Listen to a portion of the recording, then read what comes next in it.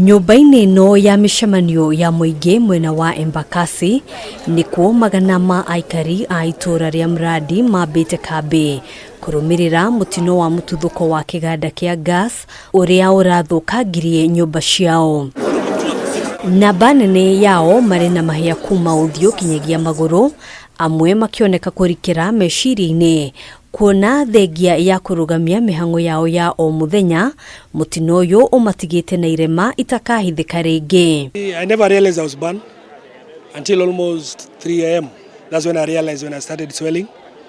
The good thing enough, immediately after the explosion, the Red Cross came. The ambulance were giving people first aid. Some people are being transported to Kenyatta and Mama Lucy. Gũkũ kambĩ-inĩ ĩno nĩkuo maramũkĩra ũteithio wa irio, dawa hamwe na indo ingĩ cia mahũthĩro o magĩetagĩrĩra gũcoka mĩciĩ-inĩ yao ona gũtuĩka amwe gũtirĩ kĩndũ marahonokirie. Tuliambiwa tukuje hapa. Tumekuja hapa tunangojea. Kuna hizi trucks ziko hapa nyuma, so we don't know what's happening. And about the compensation, we are just waiting. The deputy president alikuwa huku jana. He talked nicely, he promised some things.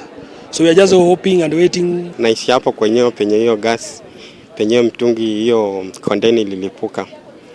Sijaumia lakini kila kitu yangu ilichomeka. So nilikuwa bahati hiyo time siku kwa nyumba. Kũringana na riboti ĩrĩa ĩrekereirio nĩ mwaria wa thirikari Isaac Mwaura, honge itiganĩte ũnyitanĩri-inĩ na thirikari ya Kenya nĩ iheanĩte ũteithio wa irio kũrĩ family ici iria itanyihĩire magana mana. The government has undertaken significant efforts to provide aid to those who are affected.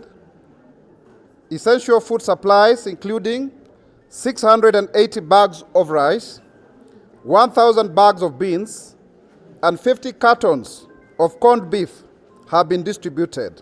And so we will be seeing these supplies here reach the affected today because again, where we are standing now is where our women and young mothers and children are spending. Mwaura oho akiuga namba nene ya arĩa mararigitagwo thibitarĩ-inĩ itiganĩte rĩu nĩ marekereirio kũinũka kuona matirĩ ũgwati-inĩ o wothe. A good number have been discharged, but we are also monitoring to see whether there are after effects.